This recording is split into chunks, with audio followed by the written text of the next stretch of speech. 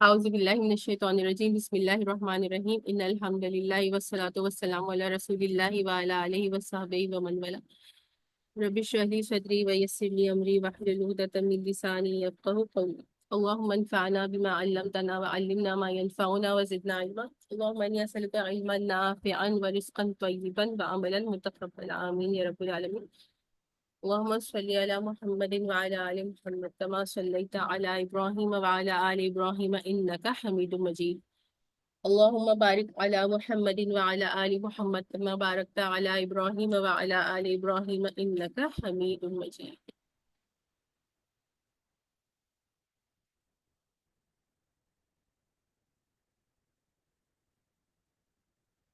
آیت نمبر 55 تک تو سب نے کر لیا تھا، اب 56 سے کرتے ہیں، لیکن پہلے ربط آیات دیکھ سکتے ہیں.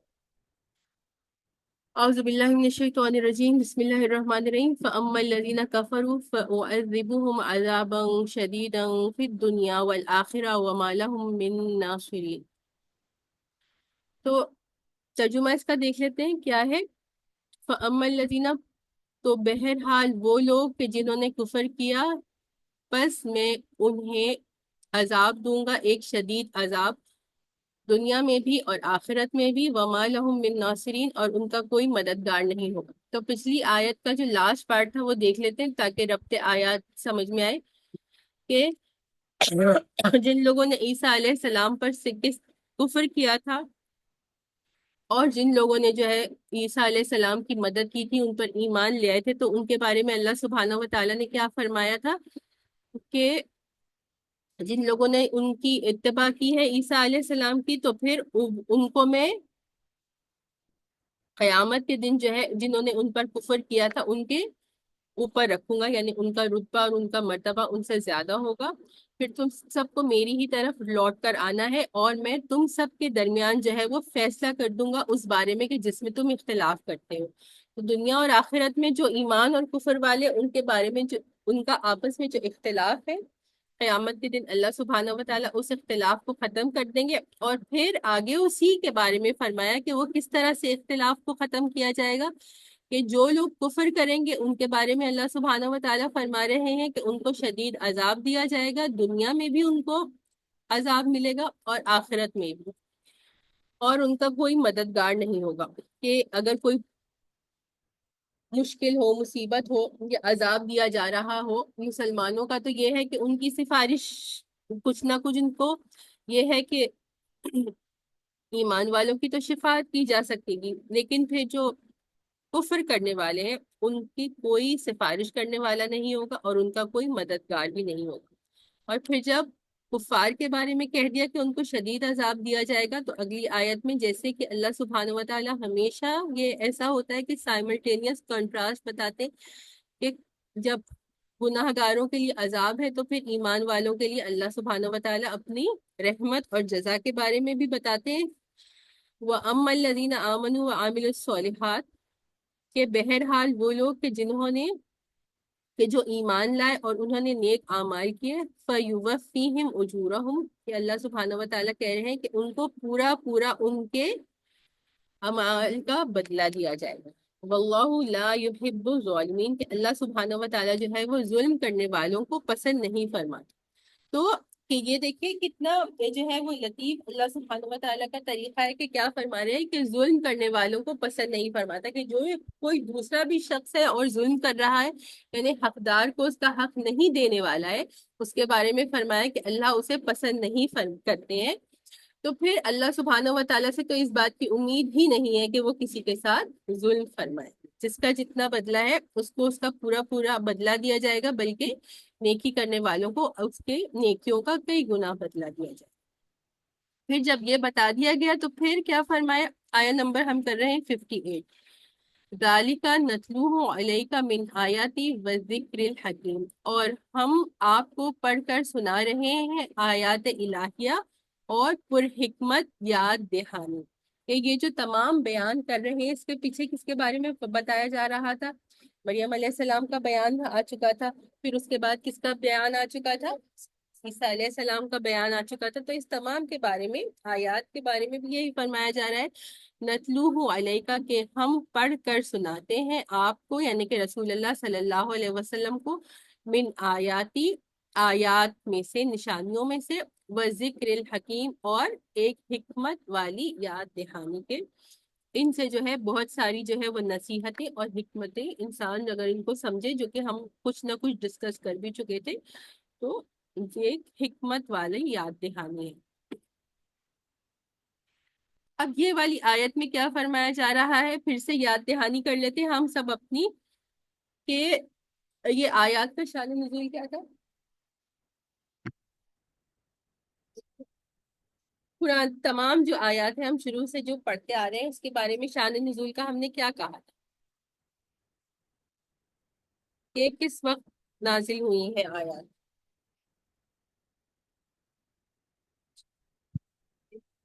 جی بالکل، نجران کا جو وقت کرسچنس کا آیا تھا یمن سے آپ صلی اللہ علیہ وسلم سے جو ہے وہ ملاقات کرنے، اور پھر ان کے ساتھ جو ان کی حجتیں ہوئی تھی، اس سے متعلق پھر اللہ سبحانہ و تعالیٰ نے یہ اس کی 80+ آیات جو ہے وہ نازل فرمائی تھی۔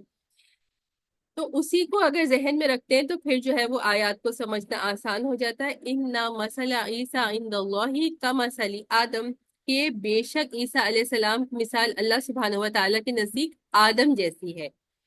خَلَقَهُ مِن تُرَابٍ ثُمَّ قَالَ لَهُ كُن فَيَكُونُ، کہ اللہ سبحانہ و تعالیٰ نے اس کو، یعنی کہ آدم علیہ السلام کو مٹی سے بنایا، اور پھر کیا کہا ان سے، کن فیکون، کہ ہو جاؤ، تو وہ ہو گیا۔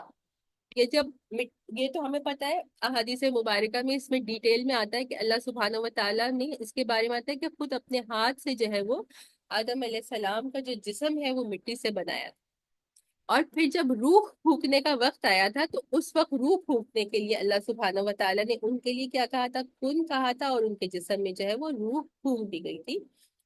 تو اسی طرح سے عیسیٰ علیہ السلام کو ہم نے کیا کہا تھا، کہ ان کا جو ایک لقب ہے وہ کیا ہے، کلمت اللہ ہے نا، تو ان کو کلمت اللہ کیوں کہا جاتا ہے؟ جی، تو ان کو بھی کلمہ کن سے اللہ سبحانہ و تعالیٰ نے کلمہ کن کہا، اور فیکون، پس وہ ہو گیا، کہ رحم مادر میں، مریم علیہ السلام کی رحم میں ان کا جو حمل ہے وہ ٹھہر گیا تھا۔ تو یہ دو چیزیں جو ہے وہ عیسیٰ علیہ السلام اور آدم علیہ السلام میں مشترکہ ہے، کہ دونوں کو کلمہ کن سے پیدا کیا۔ تو اب جو ہے ان کی مثال دی جا رہی ہے، کہ ان کی جیسے یہ آدم علیہ السلام کو کلمہ کن سے پیدا کیا تھا، اسی طرح سے عیسیٰ علیہ السلام کو بھی کلمہ کن سے پیدا کیا۔ اب یہاں پر کیا بتایا جا رہا ہے، کہ آدم علیہ السلام کے بارے میں ہم کیا جانتے ہیں، کہ وہ مٹی کا جسم تھا، اور اس کے بعد اللہ سبحانہ و تعالیٰ نے اس مٹی کے جسم کو اپنے ہاتھ سے بنایا، اور اس کے بعد پھر کیا، روح اس میں جو پھونکی، اس کے لیے کن کہا۔ تو آدم علیہ السلام کے کیا ماں ماں باپ تھے؟ آدم قریب قریب آ جائیے، کیونکہ آدم علیہ السلام کے ماں باپ تھے، آدم علیہ السلام کے تو نہ ماں تھی اور نہ ہی باپ تھے، دونوں ہی نہیں تھے نا۔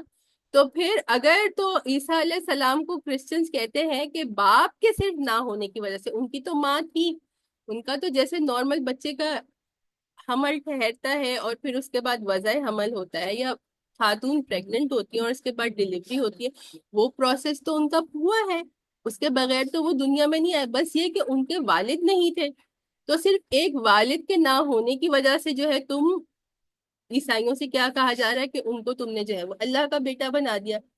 لیکن اس کے برعکس کہ آدم علیہ السلام کی کیا مثال ہے، کہ نہ تو ان کے ماں تھے اور نہ باپ تھے، دونوں ہی نہیں تھے۔ تو پھر تو تمہیں کیا چاہیے تھا، کہ عیسیٰ علیہ السلام سے زیادہ کون اس کا مستحق تھا، کہ تم تو آدم علیہ السلام کو پھر اللہ کا بیٹا یا اللہ مان لیتے، اگر تم ایسے ہی باتیں کرتے ہو۔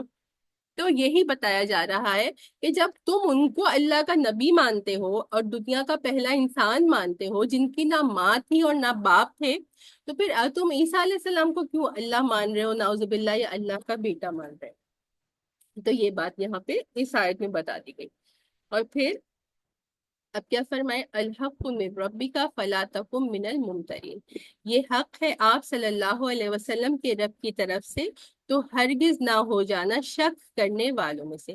کہ جو کچھ کس بات کو حق کہا گیا، جو پیچھے تمام بیان بتا دیا گیا ہے وہ حق بات ہے، وہی صحیح ہے، اس کے علاوہ جو کچھ بھی ہے وہ، اور جو حق ہوتا ہے وہ ہمیشہ ایک ہی ہوتا ہے نا، جو سچ ہوتا ہے ایک سے زیادہ تو سچ نہیں ہو سکتے نا، ایک معاملے میں ایک ہی سچ ہو سکتا ہے، اور اس کے علاوہ جو کچھ بھی ہوگا وہ کیا ہوگا، وہ جھوٹ ہوگا، ہے نا۔ اسی طرح سے تو اللہ سبحانہ و تعالیٰ نے پچھلی آیات میں جو کچھ بتا دیا عیسیٰ علیہ السلام کے بارے میں اور مریم علیہ السلام کے بارے میں، وہ ہی سچ ہے۔ آپ کے رب کی طرف سے یعنی رسول اللہ صلی اللہ علیہ وسلم سے اللہ سبحانہ و تعالیٰ اپنا تعلق کا اظہار کرتے ہوئے فرما رہے ہیں، اور پھر آپ سے ہی فرمایا جا رہا ہے، تو آپ ہرگز شک کرنے والوں میں سے نہیں ہو جائے، تو کہ اس کے علاوہ جو کچھ کہا جا رہا ہے وہ سب غلط ہے، اور اس میں آپ جو ہے وہ کسی چیز کو یقین کرنے کی ضرورت نہیں ہے، اور حق کیا ہے وہی ہے جو اللہ سبحانہ و تعالیٰ نے بتایا۔ اب اس کے بعد جو آیت آ رہی ہے اس کو کیا کہتے ہیں؟ آیت مباہلہ۔ یہ لفظ سنا آپ لوگوں نے، مباہلہ؟ نہیں، کسی نے نہیں سنا؟ آن لائن کسی نے یہ لفظ سنا ہے مباہلہ کیا ہوتا ہے؟ چلیے، یہ آیت، اس پہ اگر آپ لوگ لکھنا چاہیں تو آپ لوگ لکھ سکتے ہیں کہ یہ آیت مباہلہ ہے، اور ابھی میں سمجھاتی ہوں کہ یہ کیا ہے۔ فَمَنْ حَاجَّكَ فِيهِ مِنْ بَعْدِ مَا جَاءَكَ مِنَ الْعِلْمِ فَقُلْ تَعَالَوْا نَدْعُوا أَبْنَاءَنَا وَأَبْنَاءَكُمْ وَنِسَاءَنَا وَنِسَاءَكُمْ وَأَنفُسَنَا وَأَنفُسَكُمْ ثُمَّ نَبْتَهِلْ فَنَجْعَلْ لَعْنَةَ اللَّهِ عَلَى الْكَاذِبِينَ۔ تو اے نبی صلی اللہ علیہ وسلم، جو بھی اس معاملے میں آپ سے حجت بازی کر رہا ہے اس کے بعد کہ آپ کے پاس صحیح علم آ چکا ہے، بس آپ ان سے کہہ دیجئے کہ آؤ، ہم بلاتے ہیں اپنے بیٹوں کو اور تم بلاؤ اپنے بیٹوں کو، اور ہم بلاتے ہیں اپنی عورتوں کو اور تم بلاؤ اپنی عورتوں کو، اور ہم بھی آ جاتے ہیں اور تم بھی آ جاؤ، پھر ہم سب مل کر دعا کریں گے اور لعنت کریں گے اللہ کی، کہ جس پر اللہ کی ان پر جو جھوٹے ہیں۔ تو یہ کیا ہوا تھا کہ جب یہ ایک طریقہ ہوتا ہے کہ آپس میں ڈائلاگ کر لیا، جس فریق کے پاس جو دلائل ہیں وہ اس نے اپنے دلائل دے دیے کہ یہ میری بات کے سچ اور حق ہونے کی دلیل ہے، ٹھیک ہے۔ اب اس کے باوجود بھی اگر سامنے والا جو ہے وہ اپنی بات پر ڈٹا ہوا ہے اور مان نہیں رہا، تو پھر اس صورت میں کیا ہوتا ہے، وہ مباہلہ کرتے ہیں۔ تو یہ مباہلہ کیا ہوتا ہے کہ آپ جو بھی دو فریق ہیں وہ جو ہے وہ ایک دوسرے کے آمنے سامنے آ جائے، اور اب کہتے ہیں کہ ٹھیک ہے، جو ہم میں سے جھوٹا ہے اس پر اللہ کی کیا ہو، اللہ کی لعنت۔ اللہ کی لعنت کا کیا مطلب ہوتا ہے؟ رحمت سے محروم ہے۔ تو اپنے لیے اللہ کی رحمت، اگر ہم جھوٹے ہیں تو ہم اللہ کی رحمت سے محروم ہو جائیں گے، اور اگر تم جھوٹے ہو تو تم اللہ کی رحمت سے محروم ہو جاؤ گے۔ اس کو کیا کہتے ہیں؟ مباہلہ کہتے ہیں۔ تو اس کا یہی نجران کے جو وفد آیا ہوا تھا، تو اس کا جو ہے آپ صلی اللہ علیہ وسلم نے یہ اپنے طور پر بھی ان سے جو ہے وہ سمجھانے کی کوشش کی، وہ لوگ نہیں مانے۔ پھر اس کے بعد کیا ہوا کہ اللہ سبحانہ و تعالیٰ نے کہا کہ اب آپ ان کو مباہلے کا چیلنج دیں۔ تو یہی ہوا کہ انیشلی انہوں نے اس مباہلے کو، چیلنج کو کہا کہ ٹھیک ہے۔ اس میں کیا ہوا کہ وہ لوگ خود آ گئے تھے، ان کے ساتھ جو ان کی عورتیں اور ان کے بیٹے تھے ان کو بھی لے کر آئے، اور یہاں سے رسول اللہ صلی اللہ علیہ وسلم تشریف لے گئے۔ اور پھر آپ صلی اللہ علیہ وسلم کے ساتھ کون کون تھا؟ بی بی فاطمہ تھی رضی اللہ عنہا، حضرت علی رضی اللہ عنہ، حضرت حسن اور حضرت حسین رضی اللہ عنہ۔ تو یہ تمام جو ہے وہ آئے تھے مباہلے کے لیے۔ پھر جب انہوں نے دیکھا کہ آپ صلی اللہ علیہ وسلم تشریف لائے، دل میں تو وہ جانتے تھے نا کہ آپ صلی اللہ علیہ وسلم نبی حق ہے، جب تشریف لائے اور دیکھا تو پھر جو ہے انہوں نے مباہلہ کیا، وہ ڈر گئے، کہ انہوں نے کہا کہ ان میں سے جو ایک شخص تھا اس نے یہ کہا، جو ان کا سب سے بڑا جو ہے اس گروپ میں جو سب سے بڑا جو ان کا وہ تھا پریس تھا، اس نے کہا کہ یہ نبی برحق ہے، اگر ہم نے ان کے خلاف اپنے لیے یہ دعا کی کہ جو جھوٹا ہے اس پہ اللہ کی لعنت ہو، تو ہم واپس اپنے نجران تک نہیں جائیں گے، وہاں جانے سے پہلے ہی جو ہے ہم برباد ہو جائیں گے، اور ہماری تمام جو بستیاں ہیں وہ بھی جو ہے وہ ہلاکت اور بربادی کا شکار ہو جائیں گے۔ تو اس وقت انہوں نے کہا تھا کہ ہم مباہلہ آپ سے نہیں کریں گے، اور پھر اس وقت انہوں نے کیا آپشن چوز کر لیا تھا؟ انہوں نے یہی آپشن چوز کر لیا تھا کہ ہم جزیہ دے کر، کہ ٹیکس دیں گے، اور ٹیکس دے کر جو ہے وہ یعنی مسلمانوں کے محکوم بن کر رہے ہیں کہ ہم ایئرلی مسلمانوں کو ٹیکس دیں گے اور مسلمان جو ہے وہ ہماری حفاظت کا خیال. تو یہ آپشن انہوں نے چوز کر. اور پھر اس کے بعد وہ واپس چلے گئے تھے. اور واپس جانے کے بعد اس وفد نے، یہ جو آیا تھا نجران سے پہلی دفعہ آپ صلی اللہ علیہ وسلم کے پاس، انہوں نے تو جو ہے وہ ایمان نہیں لائے تھے نا، انہوں نے اسلام قبول نہیں کیا تھا. لیکن اس کے بعد کیا ہوا کہ یمن سے اور نجران سے بہت سارے لوگ جو ہے وہ انڈیویجولی آتے تھے، یا کچھ لوگ جو ہے وہ اپنے گروپس بنا کر آتے تھے. اور پھر بہت ہی جلد کیا ہوا تھا کہ یمن کے بھی جو اکثریت تھی وہ ان لوگوں کی، وہ ایمان لے آئے. تو یہودی جتنے ہٹ دھرم تھے اور جس طرح سے ان لوگوں نے تکذیب کی تھی، اور یہودیوں میں سے تو بہت کم لوگ ایمان لائے تھے. لیکن پھر بعد میں کیا ہوا کہ وقت کے ساتھ ساتھ جو ہے وہ اکثریت ان لوگوں کی، خاص طور پر یمن والوں کی، وہ ایمان لے آئے تھے. تو مباہلہ سمجھ میں آ گیا کیا ہے کہ اگر بیچ میں آپ کا کوئی ڈیسیجن نہیں ہو رہا اور دو فریق کسی چیز پر متفق نہیں ہو رہے یا حق کو تسلیم نہیں کیا جا رہا، تو پھر اس صورت میں یہ دعا کی جاتی ہے کہ جو ہے جو بھی ہم میں سے جھوٹا ہے اس پر اللہ کی لعنت.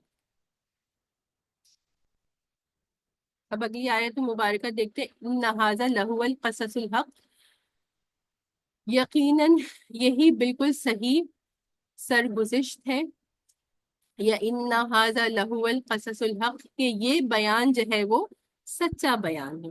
وما من الہ الا اللہ، اور نہیں ہے کوئی الہ. الہ کا کیا مطلب ہے؟ عبادت کے لائق سوائے اللہ سبحانہ و تعالیٰ کے. ان اللہ لہو العزیز الحکیم، کہ بے شک اللہ سبحانہ و تعالیٰ ہی کیا ہے؟ العزیز ہے، یعنی کہ زبردست ہے، اور الحکیم ہے یعنی تمام کامل حکمت والے ہیں. اور الحکیم کا دوسرا مطلب کیا ہوتا ہے؟ ایک تو یہ ہے کہ حکمت والے ہیں، کہ جو کام، جو فیصلہ، جو حکم دیتے ہیں وہ حکمت والا ہوتا ہے.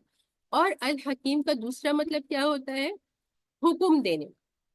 کہ حکم دینے والی ذات، یعنی کسی بات کا حکم دینا کہ یہ کام کرو یا یہ کام نہ کرو، جو احکام شریعت ہے وہ دینے والی کون سی ذات ہے؟ صرف اللہ سبحانہ و تعالیٰ کی ذات ہے. تو یہ جو احکام شریعت میں تبدیلی کرتے تھے، تو اس کے بارے میں بھی آ گیا کہ یہ جو تم اپنے آپ سے جو احکام شریعت میں تبدیلی کرتے ہو، تمہیں کوئی حق نہیں ہے کہ تم اس طرح سے اللہ کے احکامات کا رد و بدل کرو. پھر دوبارہ ان کے بارے میں فرما دیا گیا فَإِن تَوَلَّوْا فَإِنَّ اللَّهَ عَلِيمٌ بِالْمُفْسِدِينَ. بس پھر اس کے باوجود بھی، کہ اتنا سب کچھ ہونے کے باوجود اور حق کو بیان کرنے کے اور واضح ہو جانے کے باوجود بھی، یہ لوگ کیا کریں؟ پیٹ موڑ لیں. بظاہر تو ان لوگوں نے پیٹ ہی موڑ لی تھی نا. ایمان اگر لاتے تو وہ حق کو تسلیم کرنا ہوتا. اپنے دل میں تو ان کو پتا تھا حق کیا ہے، لیکن حق کو جاننے کے باوجود انہوں نے کیا کیا کہ حق سے پیٹ موڑ کر چلے گئے تھے. فَإِنَّ اللَّهَ عَلِيمٌ بِالْمُفْسِدِينَ، پس اللہ سبحانہ و تعالیٰ جو ہے وہ مکمل طور پر علم رکھنے والا ہے. کس کے بارے میں؟ فساد کرنے والوں کے بارے میں. تو ان لوگوں کو جو ہے وہ خاص طور پر، اور ویسے بھی جنرل اس کے بھی میننگ ہوتے ہیں جیسے ہم ہمیشہ کہتے ہیں، لیکن خاص طور پر ان کے بارے میں کہا جا رہا ہے کہ یہ فساد کرنے والے ہیں. کہ اگر اصلاح کرنے والے ہوتے تو حق کو جان کر اصلاح کا کیا تقاضا تھا کہ ایمان لے آتے. لیکن کیونکہ یہ لوگ فسادی ہیں، اس لیے انہوں نے جو ہے وہ حق کو تسلیم نہیں کیا. اب اگلی بات کیا آ رہی ہے؟ آیا نمبر کیا ہے؟ 64 ہے. کہ جب کوئی بحث و مباحثہ ہو تو وہ کس طرح سے کیا جا رہا ہے. اچھا، اس کو ہم دیکھ لیتے ہیں. قل یا اہل الکتاب تعالوا الی کلمۃ سواء بیننا و بین. آپ صلی اللہ علیہ وسلم سے کہا جا رہا ہے کہ آپ فرما دیجئے، اور مخاطب کون ہے؟ اہل کتاب یعنی کہ یہود و نصارہ. تعالوا الی کلمۃ سواء بیننا و بینکم، کہ آ جاؤ اس کلمے کی طرف یا اس بات کی طرف جو کہ ہمارے اور تمہارے درمیان مشترکہ ہے، یا ایک جیسی ہے، یا برابر ہے. اللہ نعبد الا اللہ، کہ ہم عبادت نہیں کریں گے کسی کی بھی سوائے اللہ سبحانہ و تعالیٰ کی. ولا نشرک بہ شیئا، اور اس کے ساتھ کسی چیز کو شریک نہیں ٹھہرائیں گے. ولا یتخذ بعضنا بعضا اربابا من دون اللہ، اور نہیں بنائیں گے ہم میں سے بعض کو رب اللہ کے سوا۔ فَإِن تَوَلَّوْا، پس اگر وہ اپنی پیٹھ موڑ لیں، فَقُولُوا، پس تم سب کہہ دو، اشہدوا بِأَنَّنَا مُسْلِمُونَ، کہ تم سب گواہ ہو جاؤ کہ ہم تو مسلمان ہیں۔ اب اس میں بہت ساری سی باتیں ہیں جو ڈسکس کرنے والی ہیں۔ سب سے پہلے کیا کہ خطاب اہل کتاب سے کیا جا رہا ہے، اور اہل کتاب سے جب خطاب کیا جا رہا ہے تو ان کو بھی جو دعوت کیا دی جا رہی ہے کہ اس بات کی طرف آتے ہیں جو ہمارے اور تمہارے درمیان مشترک ہے، اور وہ کیا بات ہے کہ اللہ کے سوا کسی کی عبادت نہیں کریں۔ کہ شریعتیں بے شک مختلف تھیں اور عبادت کرنے کا طریقہ بے شک مختلف تھا، لیکن ہر انبیاء نے جو اپنی امت کو تعلیم دی وہ کیا دی کہ اللہ کے سوا کسی کی عبادت نہیں کرنی اور اس کا کسی کو شریک نہیں ٹھہرانا۔ تو اس چیز کا سب سے پہلے جو ہے وہ جو ہمارے اور تمہارے درمیان یعنی مسلمانوں اور اہل کتاب کے درمیان مشترک بات ہے، اس کی طرف ہم پہلے اس کو اپنے بیچ میں کامن پوائنٹس کو ڈسکس کرتے ہیں اور کامن پوائنٹس پر ایگری کرتے ہیں۔ سو وہی سب سے پہلے کہ اللہ کی عبادت کرنی ہے اور اس کے سوا کسی کی عبادت نہیں کرنی ہے، یہ پہلی بات آ گئی۔ پھر دوسری بات کیا ہے، وَلَا يَتَّخِذُوا بَعْضُنَا بَعْضًا أَرْبَابًا مِّن دُونِ اللَّهِ، کہ بعض ہم میں سے بعض کو جو ہے وہ رب نہیں بنائیں گے اللہ کے سوا۔ تو اس کے بارے میں کیا ہوا کہ حاتم طائی کے بیٹے عدی بن حاتم جب ایمان لے آئے اور انہوں نے ایمان لانے کے بعد جو ہے اس آیت کو پڑھا تو آپ صلی اللہ علیہ وسلم سے یہ سوال کیا، آپ کہتے ہیں کہ ہم میں سے بعض جو ہے وہ بعض کو جو ہے وہ رب نہ بنائے، تو ہم تو نہیں بناتے رب۔ آپ صلی اللہ علیہ وسلم نے فرمایا کہ کیا تم لوگوں کو جو تمہارے پریسٹ ہیں وہ جس بات کا حکم دیتے ہیں یعنی حلال و حرام کا، تو تم اس کے مطابق حلال کو حلال اور حرام کو حرام نہیں مانتے؟ تو انہوں نے کہا بے شک، جو ہمارے پریسٹ یا ہمارے جو بڑے ہیں وہ ہمیں جس چیز کے بارے میں کہتے ہیں کہ حلال ہے ہم اسے حلال مانتے ہیں، اور اسے جس کو حرام کہتے ہیں ہم اسے حرام مانتے ہیں، یعنی احکام شریعت وہ جو ہمیں بتاتے ہیں ہم اس کو فالو کرتے ہیں۔ تو آپ صلی اللہ علیہ وسلم نے فرمایا کہ یہی تو رب ماننا ہے، کہ رب تو صرف اللہ سبحانہ و تعالیٰ ہے، اور حلال و حرام کا جو ہے وہ تعین کرنا وہ صرف اللہ سبحانہ و تعالیٰ کی ذات ہی کر سکتی ہے، اس کے علاوہ کوئی نہیں کر سکتے۔ تو تم جو اپنے پریسٹ کا حکم مانتے ہو اور وہ یہ کیا کہتا تھا کہ یہ بتاتا وہ اپنی طرف سے تھا، اور پھر کیا کہتا تھا کہ یہ اللہ کی طرف سے حکم ہے، تو تم بائنی ہی ابھی بھی ایسا ہی ہوتا ہے کہ ان کے جو پوپس ہوتے ہیں وہ ہر سال کچھ نہ کچھ نئی جو ہے وہ اپنی کتابوں میں امینڈمنٹس کر دیتے ہیں اور کہہ دیتے ہیں کہ یہ جو ہے یہ اللہ کی طرف سے، اور لوگ اس کو اسی طرح سے ماننا شروع کر دیتے ہیں۔ تو یہ اس آیت میں ذکر کیا جا رہا ہے کہ رب بنانا، بعض کو بعض رب بنا دیتے ہیں۔ اور پھر اگر اس کے باوجود بھی وہ لوگ ان باتوں کو نہ مانے کہ جو کامن باتیں تھیں، یعنی کہ وہ اس کے باوجود بھی شرک کرتے رہیں، اس کے باوجود بھی جو ہے وہ دوسرے انسانوں کو رب بناتے رہیں اور ان کے احکام شریعت کو فالو کرتے رہیں، تو پھر تم کیا کرو، قولوا، کہ تم ان سے کہہ دو کہ تم گواہ ہو جاؤ بِأَنَّنَا مُسْلِمُونَ، کہ ٹھیک ہے اپنی طرف سے آپ نے حجت پیش کرتی، اس کے باوجود اگر سامنے والا ماننے کے لیے تیار نہیں ہے تو اب ایک بات کو جو ہے وہ طول دینے کا یا اس کو پرولونگ کرنے کا کوئی فائدہ نہیں۔ پھر بھی وہ نہیں مانتے تو ان کو کہو ٹھیک ہے تم جو ہو تم وہ رہو، بس ہم تو مسلمان ہیں اور ہم اپنے دین پر قائم رہنے والے ہیں۔ تو یہ بات ہوگی۔ اب دیکھیں یہاں پر جو بات کی جا رہی ہے، یہاں پر اہل کتاب سے بلانے کے لیے یہ بات کہی جا رہی ہے کہ کامن جو ٹرمز ہے ان کے بارے میں بات کی جائے، اور آج ہمارے مسلمانوں کے جو مختلف فرقے بن گئے اس میں کیا ہو گیا، کتنی معمولی چھوٹی چھوٹی باتیں ہوتی ہیں جو ڈفرینس ہوتے ہیں، کتنی ہزاروں چیزیں جو ہیں وہ تو مشترک ہیں۔ تمام مسلمان جو ہیں کسی بھی فرقے کو ماننے والے ہوں، سب 5 وقت کی تو نماز کی طرف بلا رہے ہیں نا، کوئی 6 یا 4 وقت کی نماز کو تو نہیں بلاتا ہے نا۔ اس میں جو فرض رکعتیں ہیں وہ بھی تمام جو فرقے ہیں وہ اسی طرح پڑھتے ہیں کہ فجر کی 2 فرض ہی پڑھ رہے ہیں۔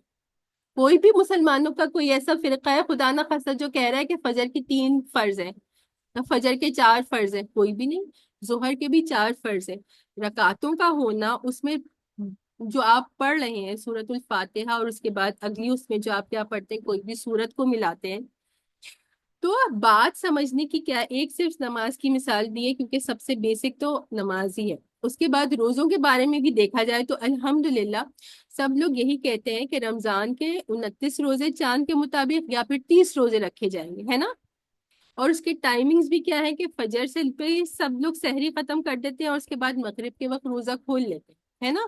اس میں جو ہم رکتے ہیں وہ کھانے پینے سے سب لوگ ہی رک رہے ہوتے ہیں. کرسچنس کا اور ہندوؤں کا روزہ تو کیا ہوتا ہے کہ وہ کچھ چیزوں سے رکتے ہیں اور کچھ چیزیں جو ہے وہ عجیب عجیب سے. تو یہ ہے. تو آپ دیکھیں کہ ہمارے جو مختلف فرقے ہیں اس میں کامن باتیں کتنی زیادہ ہیں. ان کامن باتوں کو چھوڑ کر چھوٹی چھوٹی معمولی باتیں جو بہت زیادہ معمولی ہوتی ہیں ان پر اختلاف اتنا زیادہ ہو جاتا ہے کہ ایک دوسرے کو کافر بس کہہ دیتے ہیں، یہ کافر ہے، ان کے پیچھے نماز پڑھنا جائز نہیں. یا جیسے اس دن عروج نے مجھے ایک بات بتائی تھی کہ کیا چھوٹی سی بات ہے کہ عورتوں کی نماز کے پڑھنے کا جو طریقہ ہے اس میں سب کچھ ہی کامن ہے. اگر اختلاف ہے تو وہ کس بات کا ہے؟ صرف چند چیزوں کا اختلاف ہے، چند چیزوں کا. ہاتھ کو اٹھانے میں اختلاف آ رہا ہوتا ہے، اس کے بعد سجدے کی حیت میں اختلاف ہو رہا ہوتا ہے کہ سجدہ جو ہے وہ سمٹ کے کرنا ہے یا مردوں کی طرح کرنا ہے. اور تیسرا اختلاف کیا آ جاتا ہے، وہ تشہد میں بیٹھنے کی جو حیت ہوتی ہے کہ تشہد میں جب بیٹھ رہے ہیں تو مردوں کی طرح بیٹھے یا سمٹ کر جو ہے وہ پاؤں کو سائڈ پر نکال کر بیٹھے. اس کے علاوہ تو کوئی اختلاف نہیں. اور اس بات جس کے پاس جو دلیل ہے اس حساب سے آپ اس کو فالو کریں اور دوسروں کے اوپر کفر کے فتوے نہیں لگائیں. یا یہ جیسے آج کل انٹرنیٹ پر کیا آ چکی ہے بات کہ یہ کہ آپ کی تو یہ بچی میرے پاس پریشان ہو کر آئی اور کہا کہ میں نے ایک ویڈیو دیکھی ہے پتہ نہیں انسٹاگرام پر یا یوٹیوب پہ واللہ عالم، اور انہوں نے کہا کہ آپ کی تو نماز ہوتی ہی نہیں، اس سے پہلے آپ نے جتنی نمازیں پڑھی ہیں وہ نہیں ہو رہی. ایک عام انسان جو یوٹیوب پہ اس طرح کی باتیں کر رہے ہوتے سب سے پہلے تو آپ دیکھیں کہ جو عالم دین نہیں ہے پلیز ان کو فالو مت کریں. ہر ایکس وائی زیڈ آ کر اپنے آپ کو جو ہے وہ عالم دین سمجھ رہا ہوتا ہے اور امت میں ایک تو گمراہی اور امت میں نفرتیں پھیلا رہے ہیں. بہت ساری ایسی چیزیں ہوتی ہیں کہ دین میں صرف ایک طریقہ نہیں ہے، دین میں ایک سے زیادہ طریقے ہیں جو آپ صلی اللہ علیہ وسلم سے ہی ثابت ہیں. تو جو لوگ حدیث پڑھتے ہیں وہ یہ سمجھ جاتے ہیں کہ آپ صلی اللہ علیہ وسلم نے چیزوں کو کرنے کا ایک سے زیادہ طریقہ بتایا، یا جو جس چیز کو فالو کر رہا ہے ان کے پاس ان کی کوئی نہ کوئی دلیلیں ہیں. تو جس کو اور پھر جو آپ کے صحیح علماء کرام ہوتے ہیں وہ آپ کو دونوں طریقے ہی بتاتے ہیں اور اس کے بعد کیا بتاتے ہیں، اور کبھی کبھی 2 سے زیادہ 3 اور 4 طریقے بھی ہوتے ہیں کچھ چیزوں کو کرنے کے. اس کے بعد جو ہے وہ کیا بتا رہے ہوتے ہیں کہ جو فرق ہوتا ہے وہ کس بات کا ہوتا ہے، وہ افضلیت کا فرق، کہ ان میں سے کون سا طریقہ اختیار کرنا افضل ہے اور کون سا طریقہ اختیار کرنا افضل نہیں ہے. اور جو گمراہ علماء ہوتے ہیں یا جو علماء نہیں ہوتے ہیں صرف انٹرنیٹ سے علم حاصل کر کے بیٹھ جاتے ہیں، وہ پھر اس طرح کی باتیں کرتے ہیں کہ آپ کی تمام نمازیں جو ہے وہ ضائع ہو گئی، یا آپ جو کر رہے تھے یہ بالکل ہی غلط ہے. یہ اللہ اور اللہ کے بندے کا درمیانی معاملہ ہے، اس کو وہیں تک رہنے دیجیے. آج کے زمانے میں تو لوگ نماز پڑھتے ہی نہیں ہیں. تو جو نماز پڑھ رہا ہے اس کو اس کے حساب سے نماز پڑھنے دیں، اور اس کے اتنی چھوٹی معمولی باتوں پر اس پہ آپ کون ہیں جج کرنے والے کہ آپ کی نمازیں ہی نہیں ہو رہی. تو چھوٹی چھوٹی باتوں پہ جو ہے اتنا اختلاف نہیں کرنا چاہیے، اور فالو کس کو کرنا چاہیے؟ اسی کو کرنا چاہیے جس نے مستند طریقے سے علم حاصل کیا. اور جو بھی شخص ایسا ہوگا جو مستند طریقے سے اس نے علم حاصل کیا ہوگا نا، وہ دوسروں کو کبھی بھی غلط نہیں، جو فوراً سے کہہ دیا جاتا ہے کہ صرف ہم ہی صحیح ہیں اور دوسرے بالکل غلط ہے. جو علماء کرام ہوتے ہیں اور علماء حق ہوتے ہیں ان کا یہ طریقہ ہی نہیں. اچھا، تو یہاں تک یہ بات ہو گئی الحمدللہ. اس کے بارے میں اگر کوئی سوال کرنا ہے تو پوچھ لیجیے.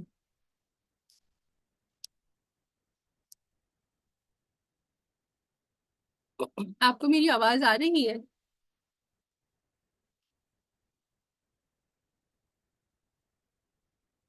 آپ لوگوں کو سب کو میری آواز آ رہی ہے کیونکہ میرا انٹرنیٹ جی آ رہی ہے. اچھا ٹھیک ہے الحمدللہ. اور یہ جو ہے اسکرین جی جی آ رہی ہے. ٹھیک ہے ٹھیک ہے، جزاک اللہ. ایک منٹ، اس سے متعلق کسی کو کچھ کہنا ہے؟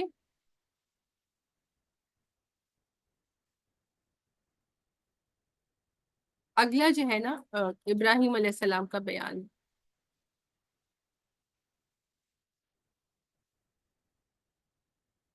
ایک آیا نمبر ہے 65. تو اسی طرح سے اہل کتاب کو ہی مخاطب کیا جا رہا ہے. یا اہل الکتاب لما تحاجون فی ابراہیم وما انزلت التوراۃ والانجیل الا من بعدہ افلا تعقلون. کہ یہاں پہ کیا فرمایا جا رہا ہے. اچھا، تو اس کا ترجمہ دیکھتے ہیں، لیکن اس سے پہلے ایک بات دیکھ لیتے ہیں کہ ابراہیم علیہ السلام کا ہم نے دیکھا تھا کہ سورہ بقرہ میں بھی جو ہے وہ بہت زیادہ ذکر آ رہا تھا، بار بار جو ہے وہ ان کی مثال دی جا رہی تھی، ان کے طریقے کے بارے میں فرمایا جا رہا تھا، اور یہاں پر بھی جو ہے وہ مثال دی جا رہی ہے ابراہیم علیہ السلام کی. تو ابراہیم علیہ السلام کی کیا امپورٹنس تھی، اور ان کو کیوں سینٹرل پوائنٹ اور ان کو کیوں جو ہے وہ رول ماڈل بنا کر پیش کر رہے ہیں اللہ سبحانہ و تعالیٰ. اس لیے کہ ابراہیم علیہ السلام کا مقام اور مرتبہ یہودیوں کے نزدیک بھی بہت زیادہ ہے، کرسچنز یا نصرانیوں کے نزدیک بھی بہت زیادہ ہے، اور جو مشرکین مکہ تھے قریش، وہ بھی جو ہے وہ کیا کہتے تھے کہ ہم بھی جو ہے وہ ابراہیم علیہ السلام کے دین کو فالو کرنے والے ہیں. تو یہ تینوں جو لوگ تھے یہ اپنا کنیکشن اور اپنا تعلق جو ہے وہ ابراہیم علیہ السلام سے جوڑتے تھے. پھر اس کے بعد کیا بات ہو گئی کہ یہاں پر جو بات آ رہی ہے وہ یہ ہے کہ یہودی کیا کہتے تھے کہ ابراہیم علیہ السلام کیا ہے، یہودی ہیں، وہ جیو تھے، ہم ابراہیم علیہ السلام کو فالو کرنے والے ہیں، اور ابراہیم علیہ السلام بھی ہماری طرح سے وہ ایک جیو ہی تھے. اور اسی طرح سے کرسچنس کیا کہتے ہیں کہ ہم ابراہیم علیہ السلام کو فالو کرنے والے ہیں، اور ابراہیم علیہ السلام ہماری طرح ہی تھے، یعنی وہ کرسچن تھے. تو اس کے جواب میں پھر یہ اللہ سبحانہ و تعالیٰ نے آیات نازل کی کہ یا اہل الکتابی، کہ اے اہل کتاب، لما تحاجون فی ابراہیم، کہ کیوں تم حجت بازی کرتے ہو ابراہیم علیہ السلام کے بارے میں.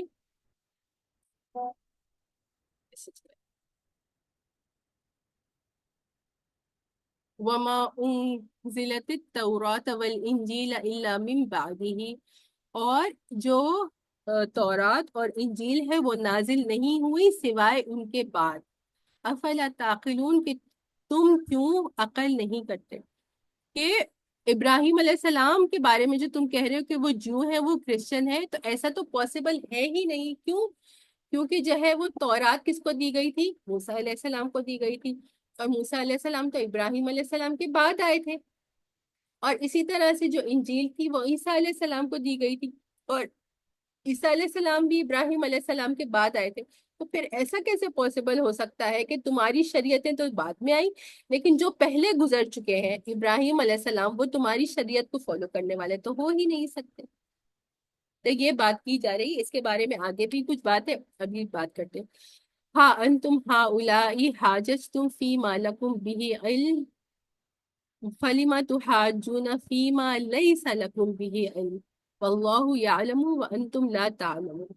تو دیکھو تم لوگ اب تک جو بھی بحث مباحثہ کر رہے ہو وہ ان چیزوں کے بارے میں ہے جن کا تمہیں کچھ نہ کچھ علم ہے. تو کچھ نہ کچھ علم کس کے بارے میں، یہ جو بتایا جا رہا ہے، پہلی بات کہ تم حجت تو کرتے ہو اس بارے میں کہ جس کے بارے میں تمہیں کچھ نہ کچھ تو علم ہے، یعنی کہ تمہارے جو احکام شریعت ہے یا تمہارے تورات اور تمہاری انجیل میں جو کچھ بھی ہے، کچھ نہ کچھ تو وہی ہے جو کہ اللہ سبحانہ و تعالیٰ نے نازل کیا، اور کچھ نہ کچھ جو ہے تم نے اس کو چینج کر دیا. تو چلو تمہارے سامنے ایک کتاب ہے، اور اس کتاب سے متعلق تم اگر کچھ حجت کرتے ہو تو اس کا تمہارے پاس کچھ ثبوت ہے کہ تم کہتے ہو کہ یہ ہماری کتاب ہے اور ہم اس کو پروف پیش کر رہے ہیں. اور پھر اگلی بات کیا کی جا رہی ہے، لیکن تم اس چیز کے بارے میں کیوں حجت کرتے ہو کہ جس کا تمہارے کچھ بھی علم ہی نہیں ہے، یعنی ابراہیم علیہ السلام کے بارے میں، کہ ابراہیم علیہ السلام کو جو تم کرسچن اور جو کہہ رہے ہو کہ اس کے بارے میں تو تمہارے پاس کوئی علم نہیں ہے، یعنی کہ تمہارے پاس کوئی دلیل ہی نہیں ہے. تو اپنی شریعت کے بارے میں، اپنی کتابوں کے بارے میں اگر تم کچھ حجت کر رہے ہو تو اس کا تو ٹھیک ہے، تمہارے سامنے کتابیں ہیں. اب وہ تم کچھ نہ کچھ کہہ سکتے ہو کہ ٹھیک ہے ہمارے سامنے یہ کتاب ہے اور ہم اس سے آپ کو یہ بات بتا رہے ہیں، لیکن ابراہیم علیہ السلام کو جو تم کہتے ہو کہ ہمارے دین کو فالو کرنے والے ہیں، تو اس کی تو تمہارے پاس کوئی بھی دلیل نہیں ہے۔ اور پھر اللہ سبحانہ و تعالیٰ نے پچھلی آیت میں بتا دیا کہ ابراہیم علیہ السلام تو پہلے دنیا میں تشریف لا چکے تھے، اور اس کے بعد جو ہے وہ تورات اور انجیل نازل کی گئی تھی۔ پھر یہی فرمایا جا رہا ہے کہ واللہ یعلم وانتم لا تعلمون، کہ اللہ سبحانہ و تعالیٰ جو ہے وہ جاننے والے ہیں، ہر چیز کا مکمل علم رکھنے والے ہیں، اور تم جو ہے وہ علم نہیں رکھنے والے، اور تم کیسے لوگ ہو جو بغیر علم کے حجت بازی کرتے ہو۔ تو سب سے پہلے ان آیات سے کیا بات پتہ چلتی ہے کہ علم حاصل کرنے کی اہمیت، کہ علم کا ہونا کتنا ضروری ہے، اور دوسری بات کیا کہ جس کے پاس کسی چیز کا علم نہیں ہو تو بغیر علم کے حجت بازی نہیں کرنی چاہیے۔ انسان اس کی بارے میں بحث کرے یا بات کرے جس کے بارے میں وہ جانتا ہے، اور جاننے کے لیے اس کو کیا کرنا ضروری ہے کہ علم کا حاصل کرنا ضروری ہے۔ اور پھر جس معاملے میں علم نہیں ہے اس بارے میں پھر بحث و مباحثہ نہیں کرنا چاہیے، اپنی لا علمی کا جو ہے وہ اظہار کر دینا چاہیے۔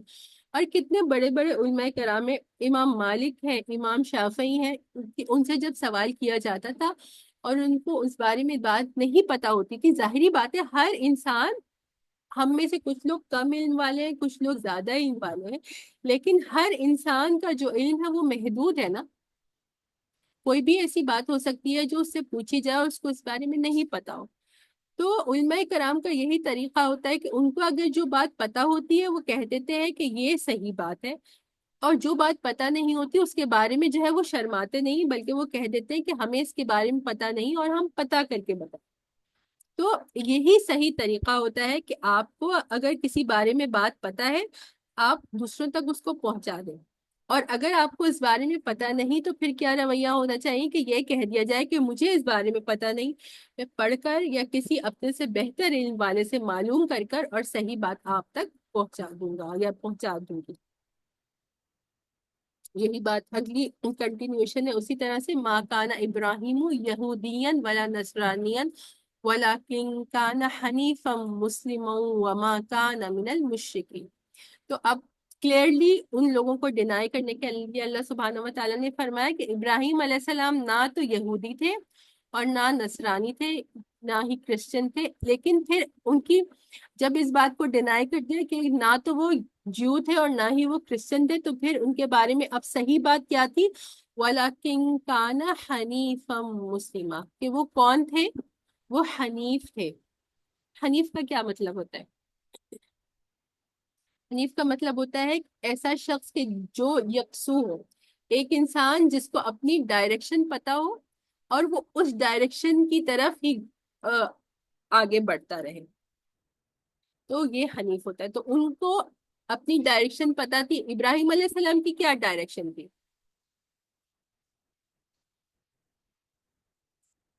توحید پرست تھے وہ۔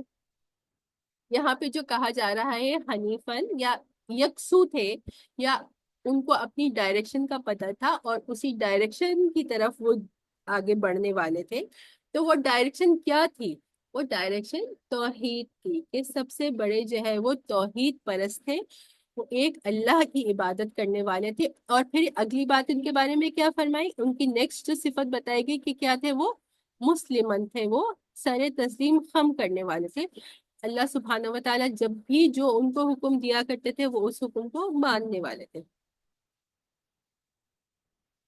جب بھی اللہ تعالیٰ ان کو کوئی حکم دیتے تو کیا وہ اس کا جواب دیا کرتے تھے؟ اسلمت لرب العالمین، کہ میں اپنا سر جو ہے وہ خم کرتا ہوں اس ذات کے لیے کہ جو تمام جہانوں کا پروردگار ہے، پالنے والا ہے۔ اور پھر اور کلیریفائی کرنے کے لیے فرما دیا گیا وما کان من المشرکین، کہ وہ شرک کرنے والوں میں سے نہیں تھے۔ تو جب شرک کی نفی کر دی گئی تو پھر اس بارے میں کیا انکلوڈ کر دیا گیا کہ سب سے پہلے تو مشرکین مکہ، کہ جو بتوں کی عبادت کرتے تھے اور کہتے تھے کہ ہم دین ابراہیم کو فالو کرنے والے ہیں، تو کلیئر ہو گیا کہ تم شرک کرنے والے ہو۔ ابراہیم علیہ السلام تو شرک کرنے والے نہیں تھے، وہ حنیف تھے اور مسلم تھے، تو تم غلط ہو۔ اگر تم بھی کہتے ہو کہ ہم ابراہیم علیہ السلام کو فالو کرنے والے ہیں تو پھر تمہیں بھی کیا بننا پڑے گا؟ حنیف اور مسلم بنو. اور اسی طرح سے جو ہے وہ جو نصرانی تھے یعنی کرسچنس تھے وہ بھی جو ہے شرک کرنے والے تھے کہ عیسیٰ علیہ السلام کو جو ہے وہ یا تو ان میں سے کچھ لوگ جو ہے وہ اللہ نعوذ باللہ مانتے ہیں یا اللہ کا بیٹا مانتے ہیں. تو ان کو کی بھی نفی کر دی گئی. اور پھر یہودیوں کی بھی نفی کر دی گئی کہ یہودی کیا مانتے تھے, وہ عزیر علیہ السلام کو اللہ کا بیٹا نعوذ باللہ مانتے تھے کہ تم جو شرک کر رہے ہو تو ابراہیم علیہ السلام تو ایسے نہیں تھے اور تمہارا طریقہ غلط ہے. اور یہی بات آگے بھی چل رہی ہے اسی کنٹینیویشن میں ابراہیم علیہ السلام کے طریقے کے بارے میں, اور پھر جو ہے وہ کون اصل لوگ ہیں جو ابراہیم علیہ السلام کو فالو کرنے والے ہیں. یہ ان آیات کا ٹاپک ہے. ان اول الناس بابراہیم للذین اتبعوه وهذا النبی والذین آمنوا واللہ ولی المؤمنین. کہ یقیناً ابراہیم علیہ السلام سے سب سے زیادہ قربت رکھنے والے وہ لوگ ہیں جو ان پر ایمان لائے, کہ جنہوں نے ان کی اتباع کی, یعنی اتباع کا مطلب کیا ہے کہ ایمان لائے اور ایمان لانے کے بعد جو ہے ان کو فالو کیا, ان کی پیروی کی. تو وہ کون لوگ بن گئے, ان کی امت بن گئے.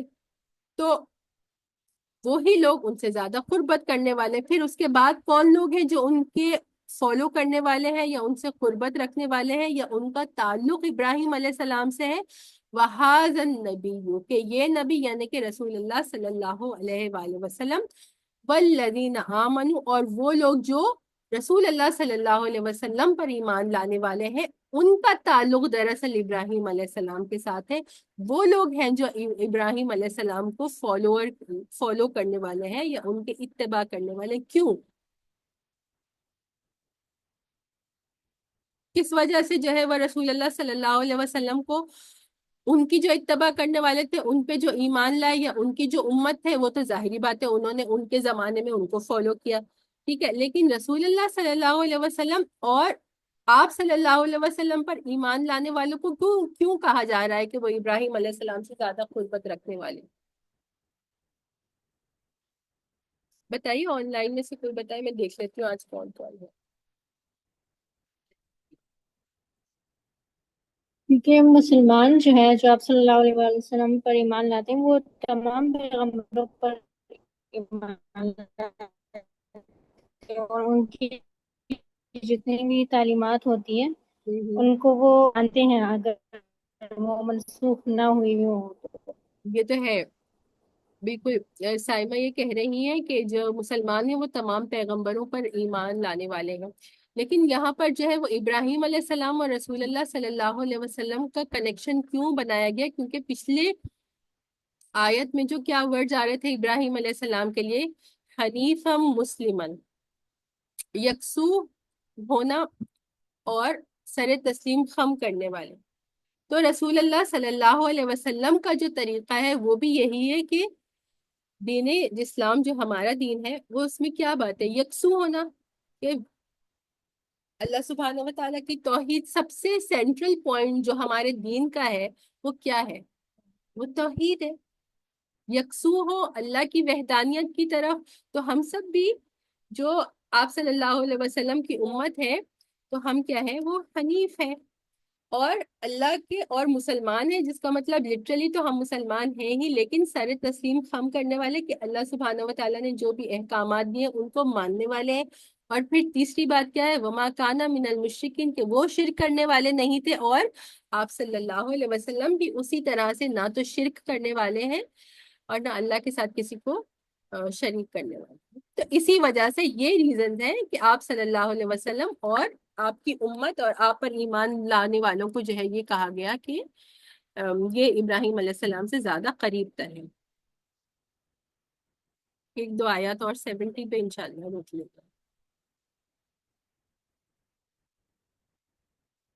بس انشاءاللہ دو چھوٹی سی آیات ہیں, ان کو مکمل کر لیتے ہیں اور پھر وَدَّتْ طَائِفَةٌ مِّنْ أَهْلِ الْكِتَابِ لَوْ يُضِلُّونَكُمْ, کہ یہ بات پسند کرتے ہیں اہل کتاب میں سے ایک جماعت, ایک گروہ, کہ وہ جو ہے وہ تمہیں گمراہ کر دیں.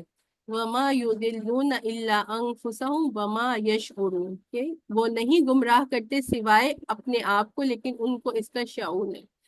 اب ان لوگوں کی خاص طور پر جو ہے وہ یہود کی اور ان کے ساتھ ساتھ نصارہ کی بھی یہی کوشش ہوتی تھی کہ اپنے ریزنز ان کے تھے کہ جس کی وجہ سے انہوں نے حق کو تسلیم نہیں کیا تھا، لیکن اب ان کا مسلمانوں کے ساتھ حسد تھا، اور اس حسد کی وجہ سے وہ کیا چاہتے تھے کہ مسلمانوں، جو لوگ جو ہے وہ ایمان لے آئے ہیں، مسلمان ہو گئے، آپ صلی اللہ علیہ وسلم کے فالوورز ہیں، ان کو بھی گمراہ کرنے کی ان کی کوششیں ہوتی تھی۔ تو ان کی ان کوششوں کے بارے میں کیا کہا جا رہا ہے کہ اگر وہ یہ کوشش کرتے ہیں کہ مسلمانوں کو جو ہے وہ گمراہ کر دیں، تو ایسا وہ نہیں کر سکتے۔ وہ کیا کر رہے ہیں، وہ جو کوششیں کرتے ہیں اور پلاننگ اور پلاٹنگ کرتے ہیں کہ پلانز بنائیں اور ایسے جو ہے وہ حرکتیں کریں کہ جس سے مسلمان گمراہ ہو سکے، تو اس سے جو مسلمان ہیں وہ تو گمراہ نہیں ہوں گے بلکہ وہی گمراہ ہو رہے ہیں، یعنی کہ جو ہے وہ ان کا جو کفر تھا وہ اس میں وہ مزید بڑھتے چلے جا رہے ہیں، اور ان کو اس بات کا شعور نہیں ہے۔ وہ یہ کوشش سمجھتے ہیں کہ ہم مسلمانوں کو گمراہ کریں گے، لیکن دراصل وہ اپنے آپ کو ہی مزید گمراہی میں مبتلا کر رہے ہیں۔ یا اہل الکتاب لما تکفرون بآیات اللہ وانتم تشہدون، کہ اے ایمان والو تم کیوں کفر کرتے ہو اللہ کی آیات سے، وانتم تشہدون، جبکہ تم اس کے گواہ ہو۔ کہ وہی بات ہے جو پہلے بھی کافی مرتبہ آ چکی ہے، کفر کرنے کا مطلب اللہ کی آیات سے کہ تمہاری کتابوں میں جو آپ صلی اللہ علیہ وسلم کے بارے میں آیات اور نشانیاں موجود ہیں، ان کو تم پڑھ چکے ہو، ان کو تم جان چکے ہو، اس کے باوجود تم حق کو تسلیم نہیں کر رہے۔ اس کا مطلب کیا ہے کہ تم اپنی کتابوں سے بھی کفر کرنے والے، وَأَنْتُمْ تَشْهَدُونَ، کہ تم گواہ ہو، تم جانتے ہو، حق کو تم جانتے ہو، تم اس کو سمجھ بھی چکے ہو، لیکن اس کے باوجود بھی تم جو ہے وہ اپنی ضد کی وجہ سے، اپنی ہٹ دھرمی کی وجہ سے جو ہے وہ اپنی ہی کتابوں میں جو نشانیاں تھیں آپ صلی اللہ علیہ وسلم کے بارے میں، ان کو تم ایکسیپٹ نہیں کرتے ہو۔ اور پھر اگلی بات وہی ہے کہ یا اہل الکتاب لما تلبسون الحق بالباطل وتکتمون الحق وانتم تعلمون، اے اہل کتاب تم کیوں جو ہے وہ ملاتے ہو، آپس میں گڈمٹ کرتے ہو حق کو اور باطل کو، کہ کچھ باتیں جو ہے وہ تم جو کہتے ہو وہ حق ہے، اور کچھ باتیں جو تم کہتے ہو وہ ناحق ہے، اور حق اور ناحق کو ایک ساتھ ملا کر تم بیان کرتے ہو، تو یہ تو لوگوں کو شک میں ڈالو۔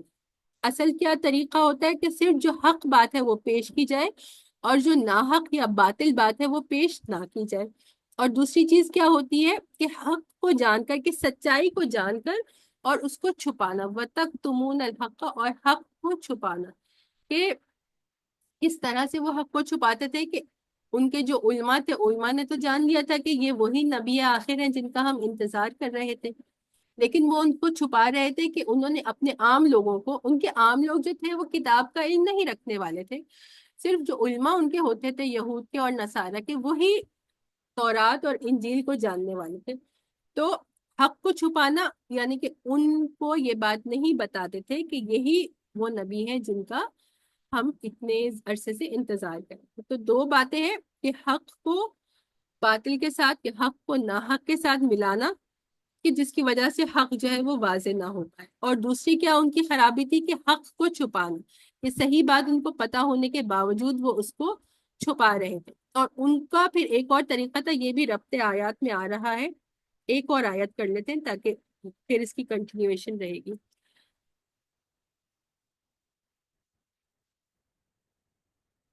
وقالت طائفة من أهل الكتاب آمنوا بالذي أنزل على الذين آمنوا وجه النهار وكفروا آخره لعلهم يرجعون۔ اور اہل کتاب کے ایک گروہ نے کہا کہ ان اہل ایمان پر جو چیز نازل ہوئی ہے، یعنی کہ کیا چیز نازل ہوئی ہے، قرآن مجید، اس پر ایمان لاؤ صبح کے وقت، اور اس کا انکار کر دو دن کے آخر میں، شاید اس تدبیر سے ان میں سے بھی کچھ جو ہے وہ کیا کریں، یرجیون، لوٹا، یعنی کہ وہ اسلام کو چھوڑ دیں۔ تو مسلمانوں کو گمراہ کرنے کی جو بات کی جا رہی تھی اس میں سے ایک طریقہ کیا تھا، سورہ بقرہ میں بھی اس کا ذکر آیا تھا اور یہاں پر بھی آیا تھا، ان کی کیا ترتیب ہوتی تھی کہ کہتے تھے کہ ہم جو ہے وہ صبح کے وقت یعنی فجر کے وقت جو ہے وہ ایمان لے آتے تھے، لیکن در حقیقت تو ایمان نہیں لاتے تھے، زبانی جو ہے وہ کلمہ پڑھ لیتے تھے، اور پھر کیا کرتے تھے کہ سارا دن جو ہے وہ پریٹینڈ کرتے تھے کہ ہم مسلمان ہیں، اور دن کا جب آخر ہوتا تھا تو اس وقت کیا کرتے تھے، کہتے تھے کہ نہیں، ہم اپنے دین کی طرف واپس پلٹ جاتے ہیں، ہم مسلمان نہیں، اپنے مرتد ہونے کا اعلان کرتے تھے۔ اب وہ یہ اس طرح سے کیوں کیا کرتے تھے؟ خاص طور پر یہودی علماء، کیونکہ پورے عرب میں جو عرب کے لوگ تو امی تھے، ان کے پاس کوئی کتاب نہیں تھی، ان کو پڑھنا لکھنا نہیں آتا تھا، لیکن یہ جو یہودی تھے ان کے پاس کتاب بھی تھی، کتاب کا علم بھی تھا، اور ان کو پڑھنا لکھنا بھی آتا تھا، تو پورے عرب میں جو ہے ان کا خاص رتبہ اور مقام تھا ان کے علم کی وجہ سے۔ تو ان کا یہ انہوں نے کہا کہ ہم اس طرح سے کرتے ہیں کہ دن کے وقت تو ہم ایمان لے آئیں گے، تو باقی جو لوگ ہمیں دیکھ رہے ہیں وہ کیا سمجھیں گے کہ یہ تو جو ہے صدقہ دل سے ایمان یعنی سچے دل سے ایمان لانے والے ہیں۔ پھر سارا دن ہم مسلمان ہی اپنے آپ کو شو کریں گے جیسے ہم آپ صلی اللہ علیہ وسلم کو فالو کرنا ہے، پھر جب ہم سارا دن گزر جائے گا تو پھر ہم اپنے مرتد ہونے کا یا اسلام کو چھوڑنے کا اعلان کر دیں گے۔ اس سے کیا ہوگا کہ لوگ سمجھیں گے کہ یہ تو کتاب والے تھے، ان کے پاس تو کتاب کا علم تھا، تو یہ لوگ بہتر جانتے، اور سارا دن آپ صلی اللہ علیہ وسلم کے ساتھ گزارنے کے بعد ہم یہ کہہ دیں گے کہ نہیں، یہ وہ نبی نہیں ہے جن کا ہم انتظار کر رہے تھے، اس وجہ سے ہم ان کو چھوڑ رہے ہیں۔ تو مسلمان بھی جو ہے وہ کہیں گے کہ جب یہ اہل کتاب اور علم والے ہونے کے بعد اس بات کو ڈکلیئر کر رہے ہیں کہ یہ وہ نبی آخر نہیں ہے جن کا انتظار کیا جا رہا تھا، تو وہ بھی شک و شبے میں پڑھ کر اور ان میں سے کچھ لوگ جو ہے وہ بھی مرتد ہو جائیں۔ تو یہ کیا تھا، بظاہر ان کی ایک پلاننگ اینڈ پلاٹنگ تھی، ایک ان کی اسکیم تھی، لیکن اس سے کیا ہوتا تھا، شاید ہی کبھی ایسا ہوا ہو کہ کوئی مسلمان مرتد ہوا ہو، اس سے جو ہے وہ مسلمان تو مرتد نہیں ہوتے تھے، بلکہ کیا ہوتا رہا ہے کہ یہ جو اسکیمنگ اینڈ پلاٹنگ کر رہے ہیں اس کی وجہ سے کیا ہو رہا ہے کہ یہ اپنے آپ کو گمراہ کر رہے ہیں کہ اپنے کفر میں مزید آگے بڑھتے جا رہے ہیں، اور گناہ پر گناہ۔ ایک پہلا گناہ کیا تھا کہ خود جو ہے وہ ایمان لانے والے نہیں تھے، اب یہ ان کا دوسرا گناہ کیا ہو گیا کہ وہ ایمان والوں کو گمراہ کرنے کے لیے ایسا کام کر رہے ہیں، تو اپنے آپ کو گمراہ کر رہے ہیں اور اپنے کفر میں مزید بڑھتے جا رہے ہیں۔ تو بس انشاءاللہ یہاں تک رکھتے ہیں، پھر اگلی آیت جو ہے وہ نیکسٹ تھرسڈے کو انشاءاللہ تعالیٰ آیت نہیں کریں گے، ہم یہ سورہ آل عمران نہیں کریں گے، بلکہ جو ہے کیا کریں گے کہ عشرہ ذی الحجہ کے بارے میں بات کریں گے، اس کے اہمیت کے بارے میں، اور کچھ نہ کچھ جو ہے وہ قربانی سے متعلق بات کریں گے، اس کی اہمیت اور اس کی فضیلت۔ ہاں انشاءاللہ۔ تو ایسا ہے کہ آپ میں سے اگر کوئی جو ہے وہ کچھ نہ کچھ پریپیئر کر کے آنا چاہ رہا ہے اور شیئر کرنا چاہ رہا ہے، جیسے عائشہ پریپیئر کریں گی تو یہ کر لے آپ اپنی، عائشہ بلکہ اپنی پریزنٹیشن آپ بنا لیجیے گا چھوٹی سی، چلیے پھر سب کے ساتھ شیئر کر دیجیے گا، اور آپ میں سے بھی اگر کوئی کچھ نہ کچھ شیئر کرنا چاہ رہا ہے تو ابھی بتا دیجیے، روبینہ اگر آپ کرنا چاہ رہی ہیں تو، اور باقی بھی جو بھی چاہے، تو آپ لوگ اپنی طرف سے کچھ نہ کچھ جو ہے وہ عشرہ ذی الحجہ کے بارے میں آپ لوگ بتا دیجیے گا جتنی بھی ہے، اور پھر قربانی کے بارے میں آپ لوگوں کو بتا دوں گی کہ قربانی کی اہمیت اور اس کے کچھ نہ کچھ بیسک مسائل۔ کتنے سارے لوگ ہوتے ہیں، قربانی ویسے تو ہم کرتے ہیں اور ہم دیکھتے ہیں کہ پاکستان، ایک منٹ میں ریکارڈنگ بند کر دوں، سبحانک اللہم و بحمدک، نشہد ان لا الہ الا انت، نستغفرک و نتوب الیک۔